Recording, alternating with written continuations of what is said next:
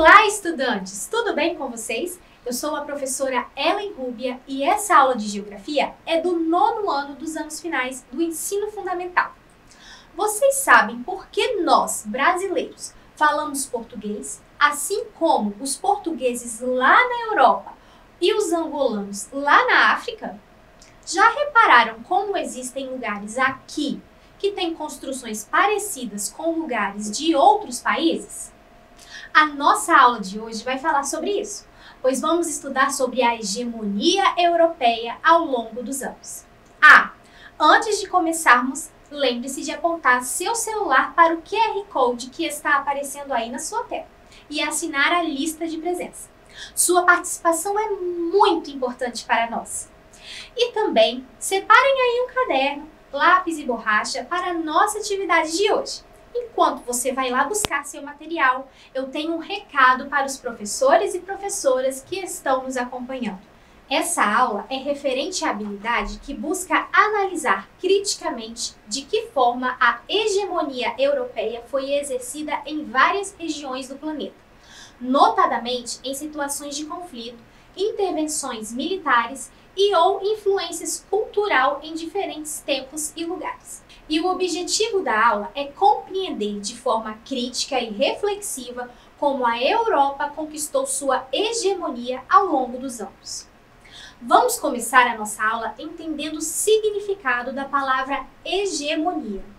O que ela representa?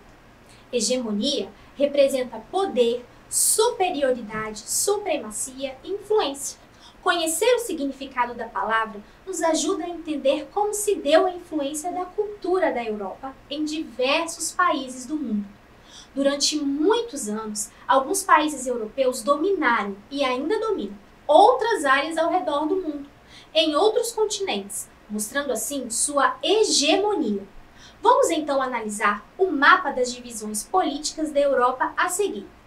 Mas não são todos os países europeus que têm esse poder hegemônico. Entre os que representaram maior influência sobre o resto do mundo estão o Reino Unido, a Espanha, Portugal, França e a Holanda, por exemplo.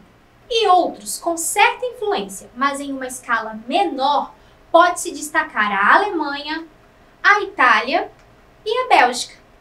Ao longo de muitos séculos, esses países desempenharam um papel de soberania no mundo, sendo que, até hoje, essa influência pode ser notada em diversas partes do mundo. Hoje, nós podemos notar essa hegemonia por meio da língua. Muitos países no mundo adotaram os idiomas dos países europeus. Por exemplo, na América do Sul, foi adotado o idioma português no Brasil. Na Argentina, Uruguai, Paraguai, e nos outros países da América do Sul, foi o idioma espanhol, com exceção do Suriname, que tem como língua oficial o holandês, a Guiana, que adotou o inglês, e a Guiana Francesa, que tem como língua oficial o francês. Nos Estados Unidos da América e Canadá, a maior parte da população também fala inglês. Essa presença das línguas europeias pode ser notada no continente americano como um todo, também na Oceania e em alguns países da África. E mesmo em muitos países onde a primeira língua oficial não tem origem europeia, é comum entre os habitantes o uso das línguas europeias como segundo idioma mais falado. A influência dos países europeus também pode ser notada nas religiões de muitos outros países do mundo, onde o cristianismo foi difundido, fazendo com que se tornasse a religião mais praticada no planeta. Como vocês acham que os europeus levaram tanto a língua quanto a religião para tantos lugares no mundo? Foi por meio da expansão marítima europeia, principalmente pela colonização de grandes áreas de terras dos continentes americano, africano e também asiático, por onde os europeus chegavam. Eles levavam sua cultura, sua língua e também a sua religião. Ainda no século XX, grandes partes do continente africano e asiático eram politicamente dominados por países europeus. No século XIX, o domínio se estendia também para o continente americano e a Oceania. O ponto crucial para o início dessa hegemonia europeia foi o desenvolvimento do capitalismo. O comércio desempenhou importante papel na consolidação de uma força econômica europeia.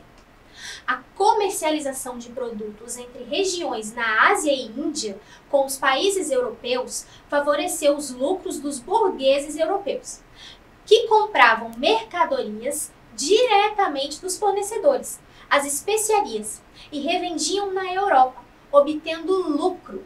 Com o acúmulo de riquezas, os europeus foram investindo cada vez mais em conhecimento científico e em técnicas que permitissem obter maiores lucros.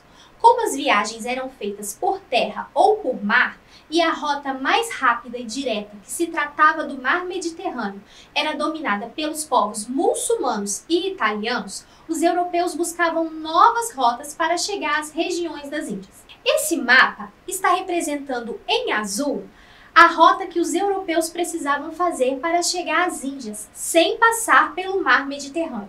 E a rota em vermelho representa a que eles fizeram quando, ao tentar ir para as Índias comprar as especiarias, chegaram na América, descobrindo um novo continente.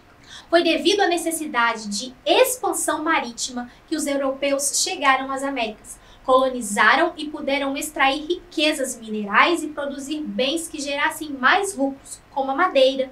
Um exemplo que nós conhecemos é a extração do pau-brasil, a cana-de-açúcar, o ouro e a prata e o café, que seriam vendidos na Europa, gerando mais e mais lucros e enriquecendo ainda mais os países europeus colonizadores. E os povos originais dessas regiões colonizadas, como a América? O que vocês acham que aconteceu com eles? Acham que eles não resistiram ao domínio europeu?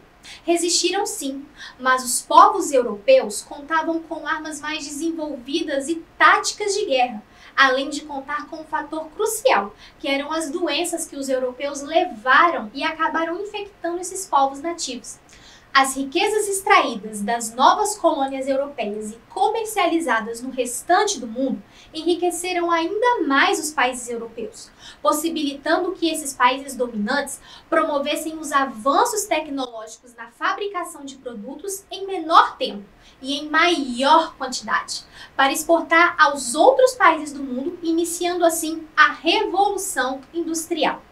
A produção de mercadorias para exportação necessitava de duas coisas. Primeiro, a matéria-prima para a fabricação do produto e também de um mercado consumidor para comprar os produtos fabricados. Vocês conseguem lembrar de alguma matéria-prima que pode ser transformada em um produto? Vou dar um exemplo para vocês com o minério de ferro, que é usado para a fabricação de várias peças, capazes de montar novas máquinas, novas estruturas para ferrovias e também até para construir novas e maiores fábricas. Após a independência de muitos países do continente americano, houve uma intensificação dos esforços dos países europeus sobre os países dominados na África e na Ásia, buscando novas fontes de matéria-prima e de mercados consumidores para obter lucro a partir da venda desses produtos. No final do século XIX, nos anos de 1884 e 1885, os representantes dos principais países europeus se reuniram na Conferência de Berlim, com o objetivo de dividir o domínio do continente africano. Grandes porções de território africano ficaram sob o domínio da França, Inglaterra, Portugal, Espanha, Itália, Alemanha e Bélgica, por exemplo.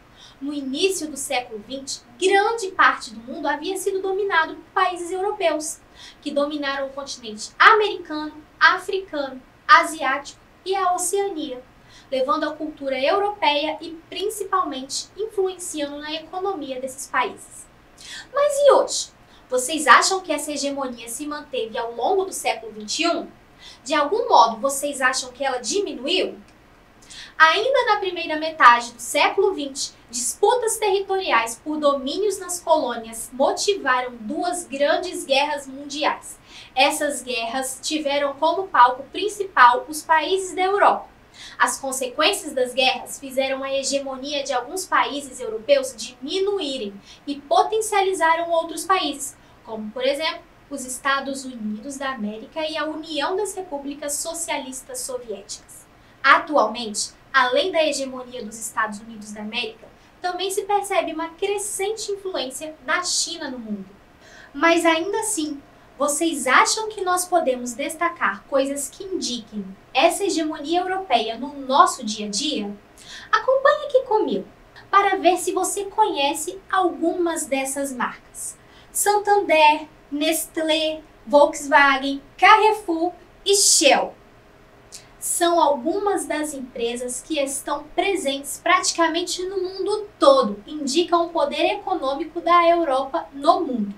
Por exemplo, a Volkswagen, fábrica de carros, foi fundada na Alemanha. O Carrefour é uma grande rede de supermercados e foi fundado na França.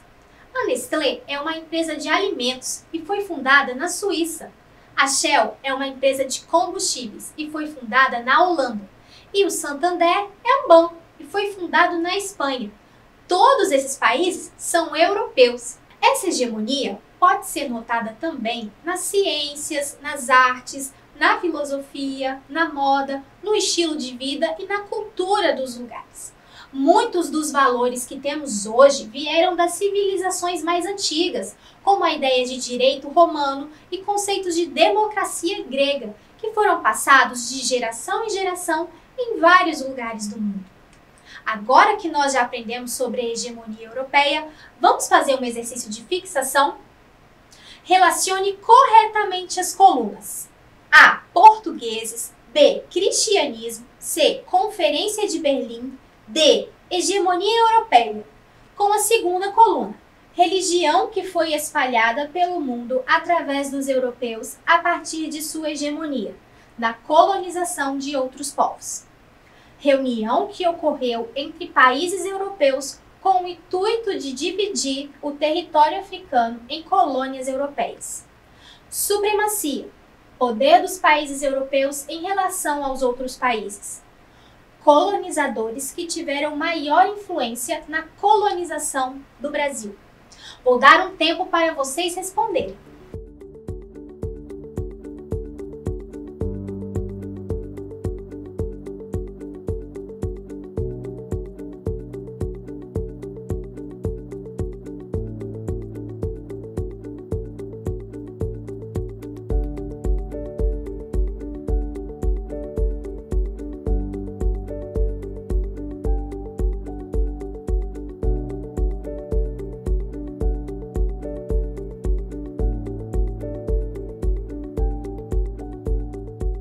As respostas são: religião que foi espalhada pelo mundo através dos europeus a partir de sua hegemonia na colonização de outros povos é a letra B, o cristianismo.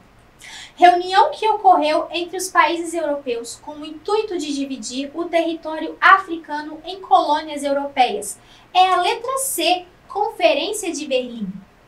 Supremacia, poder dos países europeus em relação aos outros países, é a letra D, hegemonia europeia.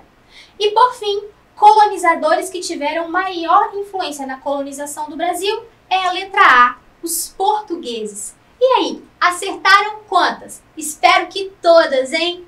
E eu vou deixar uma atividade bacana para você fazer aí na sua casa.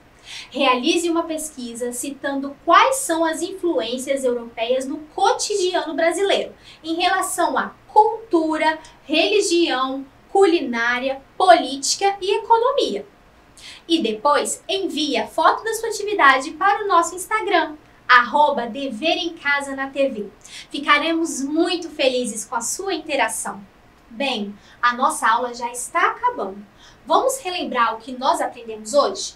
Nessa aula, nós aprendemos que a Europa avançou na exploração dos territórios através das grandes navegações, fazendo com que várias regiões ao redor do mundo fossem suas colônias, de maneira que a exploração era em relação à escravidão, matérias-primas como metais preciosos, entre outros.